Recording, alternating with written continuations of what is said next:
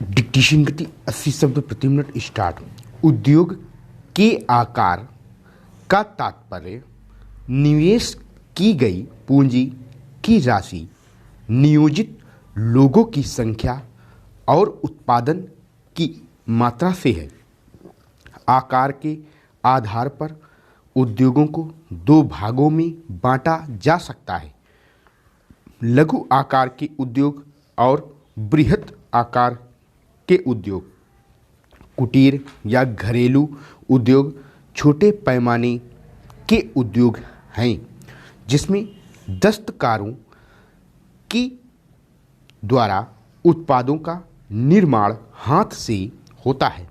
टोकरी, बुनाई, मिट्टी के बर्तन और अन्य हस्त निर्मित वस्तुएं कुटीर उद्योगों के उदाहरण हैं।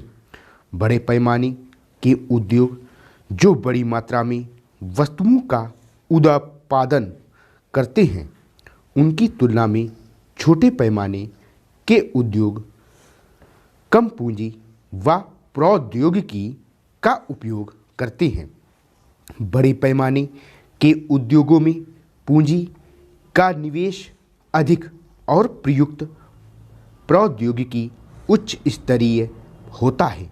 रेशम, बुनाई और खाद्य प्रसंस्करण उद्योग लघु पैमाने के उद्योग हैं। स्वामित्व के आधार पर लोगों को निजी क्षेत्रों, राज्य स्वामित्व अथवा सार्वजनिक क्षेत्रों, संयुक्त क्षेत्रों और सहकारी क्षेत्रों में वर्गीकृत किया जा सकता है।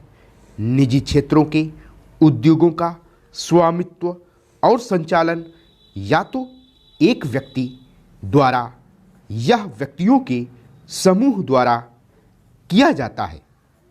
सार्वजनिक क्षेत्रों के उद्योगों का स्वामित्व और संचालन सरकार द्वारा होता है, जैसे हिंदुस्तान एरोनॉटिक्स लिमिटेड और steel authority of India limited.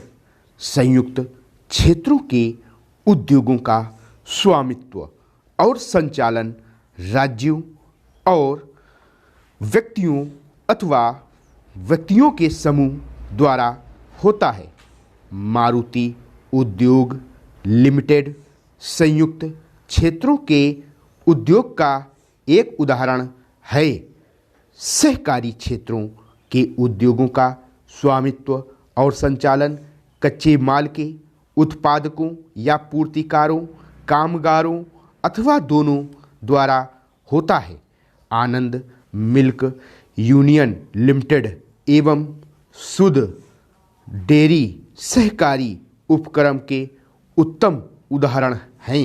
वे कारक जो उद्योगों की अवस्थिति को प्रभावित करते हैं: कच्चे माल की उपलब्धता, भूमि, जल, श्रम, शक्ति, पूंजी, परिवहन और बाजार हैं। उद्योग उन्हीं स्थानों पर केंद्रित होते हैं जहां इनमें से कुछ का या ये सभी कारक आसानी से उपलब्ध होते हैं।